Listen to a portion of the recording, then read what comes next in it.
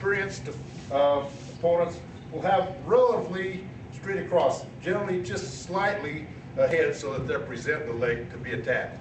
Now, all we're doing here is determining a winner of the period. And your only obligation is to lock behind his knee, at least in the area of the knee. What kind of a lock you have to have, it doesn't matter whether it's finger to finger, palm to palm, wrist to wrist, even elbow to elbow. You're unrestricted in how you lock up the clinch. Your only restriction is that it's supposed to be in the area of the back of the knee. But what if you slip up a little bit when you lock it? We're not going to say anything, but what if you go completely up to the crotch? We're not going to let that happen, okay? Because the way it generally happens is when you go into lock, you're locking and you're going to lift. All we want to do is see it start. So don't complain to the referee if he locks up and immediately comes up to your crotch. As long as he locks in the vicinity behind the back of the knee, we're going to let it go. Of course, as a smart wrestler, you never go below it. We won't stop you, but you're going to try to get that lift to try to score immediately. Sudden victory, guys, on this. So and we expect this guy that gets the lock to win. He should win 80 or 90% of the time. Okay? So now demonstrate that for us one time. He's UMass. You wanted that leg. He'll present himself. Lock and go. Here you go. I'll say lock. Yep. And go. That's it. Exactly right. Hopefully you take him down. Or take him back. There you go. All right? And he gets his point for the takedown and he wins. If, though, in this fight, it's only going to last 30 seconds, he can't score. This guy can't score who won the toss and had the lock. If he can't score in that 30 seconds, then his opponent gets 1 point and he wins the period. So somebody's going to win in that 30 seconds. Okay? Any questions? So would I just come right here and just go, or? Sure, absolutely. In fact, the more quickly you can do it, the better. So because as soon as I lock, he's got, once you lock your hands, the whistle's going to blow. The referee's going to wait for you to lock your hands, the whistle's going to blow, and he can start defending himself. So if you dawdle and tarry around and don't get it locked and start your lift, you lose your advantage, don't you?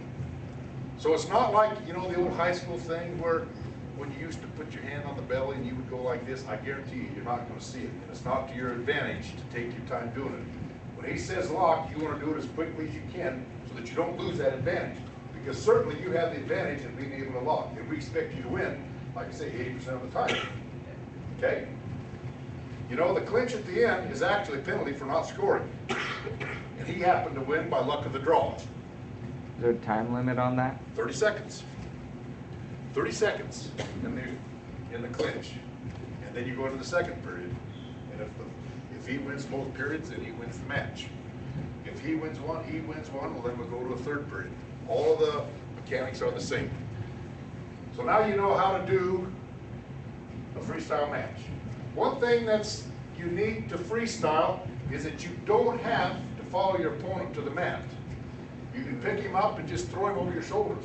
And if you take him from his feet to the mat, you're going to get 1 point. Can you just like grab it? Like, can you just get what? an arm to throw him? Can you just throw him with the head? Like throw him with the head? So do you mean just you have to have grab head. him like this? You have to have head and arm. Just like this? You can't do that. The head and arm is no different than you're used to. Okay? But you can get him in a double leg, say you're a deep waist, and you pick him up and just sail him. Just throw him. So wait, when you pick him up, you can kind of just chuck him? Sure.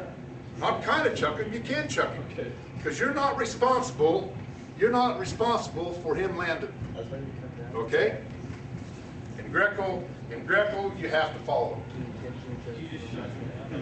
As long as you don't do it with two hands, you can never do this. Wait. So you can like pick him up and then throw him down hard as you can?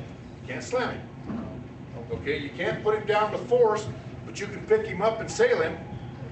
Okay, and he's responsible to land himself. But a slam is a slam, you still can't put him down with force. That's the same definition as it is in high school. Good question. So he was asking if I come here, just hold it down, Sure. it goes to the mat, is that a point? Sure. You get behind it. if he has elbow, shoulder, head, knee, whatever it is in high school, you know, say if you get a tripod down on me, you got him in a tight waist, stay up on all fours. Okay, that's not a takedown in high school, is it? Until he drops a knee. Now it's a takedown. Same thing applies here. Okay? All right? All right, so now we know how to administer a freestyle match. Any questions on that? Anywhere? All right, so now let's go into Greco. Once again, 3 2-minute periods, right? But we're going to break up each period, and I'll tell you the background behind this. And if you haven't been involved with Freestyle Greco over the last 4 or 5 years, you don't know this. But wrestling is one of the few sports where there are 2, actually I think it's the only sport where there are 2 styles in the Olympics, the freestyle and the Greco. And so the International Olympic Committee started asking, why does wrestling have 2 different styles? Wrestling is wrestling, right? And they said, well, we want wrestling to be more spectator friendly, we want wrestling to be more TV friendly, and we're going to let you have the 2 styles through the 2012 Olympics.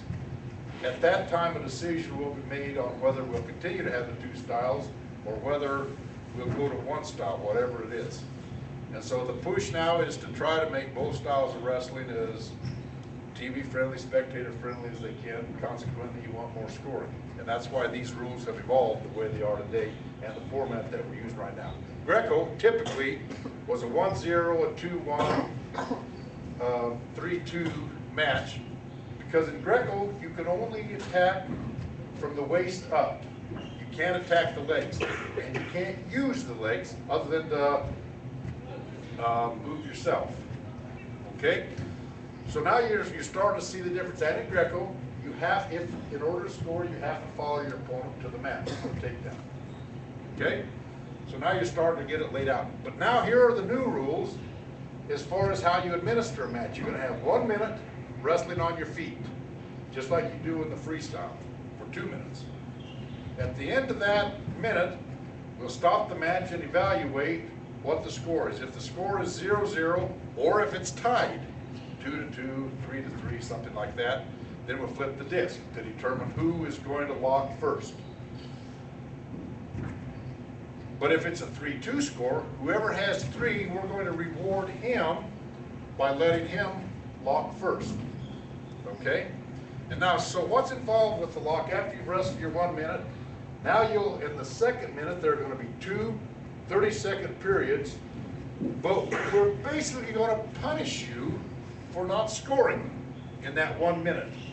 And so it's 2-to-1 match, so you have to lock first, or you have to go down first, he gets to lock. So there'll be a line, so not both lines, but just one. And you're supposed to straddle that line with your torso, right up the middle. Okay? So straddle this line right here for me, if you would. On your knees, referee position. And put your body halfway, this way, just one line, not the 2. All right?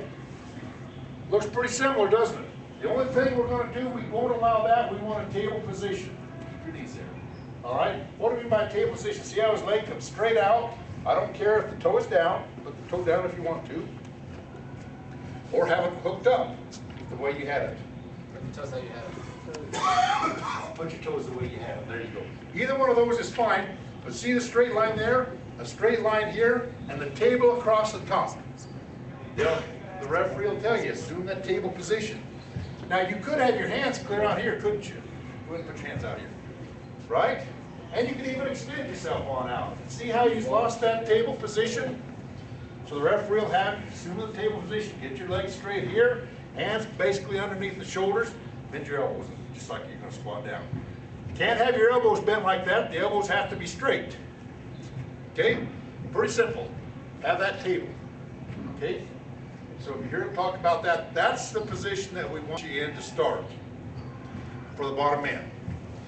Now, what's the position for the top man? Now realize, we said that we're basically punishing you for not scoring